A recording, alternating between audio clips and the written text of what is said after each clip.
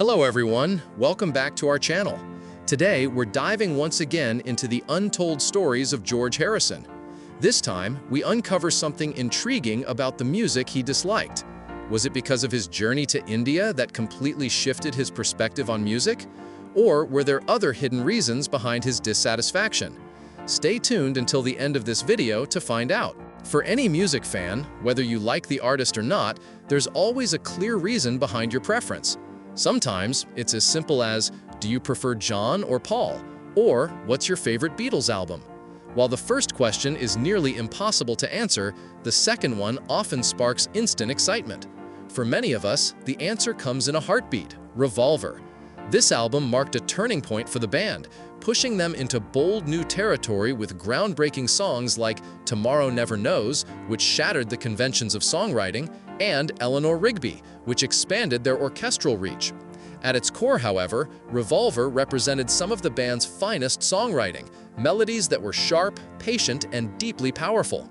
But hidden within this album is something far more personal: George Harrison's track, Love You To. This song opened a window into his soul, shaped by his time in India studying with Ravi Shankar. That journey completely transformed his musical identity, and its influence was impossible to miss. If embraced fully, Harrison's bold Eastern-inspired style could have reshaped the Beatles' songwriting balance for albums to come. And yet, while Revolver paved the way for what many still call the Beatles' greatest achievement, S.G. Pepper's Lonely Hearts Club Band, the contrast in contributions was stark.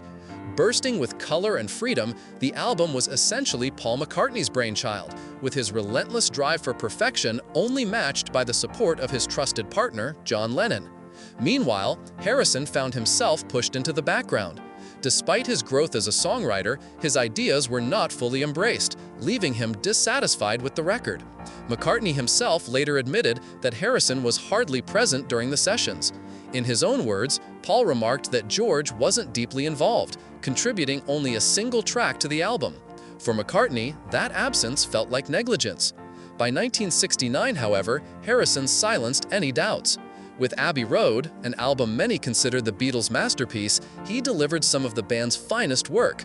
Tracks like Something and Here Comes the Sun not only elevated the record, but also stood toe-to-toe with McCartney's greatest songs, securing Harrison's legacy as a songwriter of the highest order.